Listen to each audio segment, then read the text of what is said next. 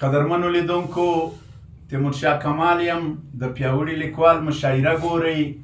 د پښتو نړیواله ورځ ده محترم عصمت الله ډاکټر عصمت الله ترین صاحب زموږ د نن د مشاعرې مشر دی د مشاعرې په دې لړ کې ځوان شاعر ګل محمد خوشحال ته خواست کوم چې دی مو په خپل شعر ونازوي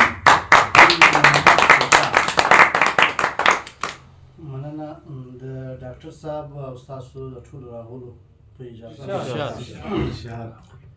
ټکي په ټکي او په توري لیکمه پښتو ټکي په ټکي او په توري لیکمه پښتو ټکي په ټکي او په توري لیکمه پښتو لکه سبق د قاعده بیا یې وایمه پښتو ډېر ښه ډېر ښه ټکي په ټکي او په توري لیکمه پښتو لکه سبق د قاعده بیا یې وایمه پښتو او دا د غوري او غزنوي ابدال میرویس ژبه ده دا د غوري او غزنوي ابدال میرویس ژبه ده لکه د وخت خوشحال زه هم داسې ستایمه پښتو ډېر ښه خوشحاله ډېر دا د غوري او غزنوي ابدال میرویس ژبه ده لکه د وخت خوشحال زه هم داسې ستایمه پښتو ټکي په ټکي او په توري لیکمه پښتو لکه سبق د قاعده بیا یې وایمه پښتو اوس د صاحب په اجازه د سپرلي په مناسبت مې جوړه کړې ده تا د ګلونو و رنګونو ته ښکلا راوړې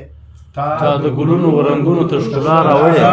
تا د ګلونو و رنګونو ته ښکلا راوړې سپرلیه تا په خپل وزر کې ورته سا راوړې تا د ګلونو و رنګونو ته ښکلا راوړې سپرلیه تا په خپل وزر کې ورته سا راوړې او تا بیا سپېرې دښتې په شنو جامو کې جوړې کړلې تا بیا سپېرې دښتې په شنو جامو کې جوړې کړلې تا د سهار د باد په غیږ کې یو هوا راوړې مننه تا بیا سپېرې دښتې په شنو جامو کې جوړې کړلې تا د سهار د باد په غیږ کې یو هوا راوړې بیا د نرګس د ګل پر پاڼو د شبنم تر مخه بیا د نرګس د ګل پر پاڼو د شبنم تر مخه نرګس د ګل پر پاڼو د شبنم تر مخه بورا په شونډو کې نرګس ته مسیحا راوړې مننه بیا د نرګس د ګل پر پاڼو د شبنم تر مخه بورا په شونډو کې نرګس ته مسیحا راوړې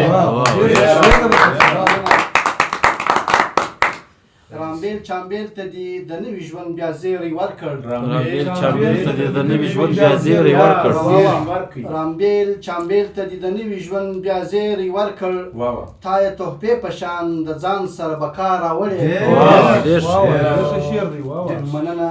لکه بلبل په ځیر او بم باندې هر بیت او هم لکه بلبل په ځیر او بم باندې هر بیت او هم ستا وراتلو ته د شاعر غزل نڅا راوړې لکه بلبل په ځیر او بم باندې هر بیت او هم ستا وراتلو ته د شاعر غزل نڅا راوړې او خوشحال دې هر صفت د شعر په ژبه ستایم ځکه خوشحال دې هر صفت د شعر په ژبه ستایم ځکه تا مو خفه زړو ته په ویړه خوله خندا راوړې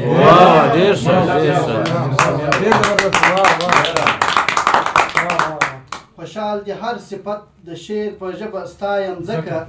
تا مو خفه زړو ته په ویړه خوله خندا راوړې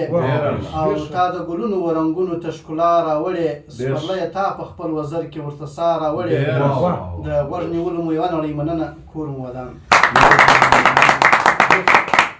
قدرمنو لیدونکو ګل محمد خوشحال و چې خپل خوږه اشعار یې موږ او تاسو ته وړاندې کړل ویډیو مخ ته شیر کړئ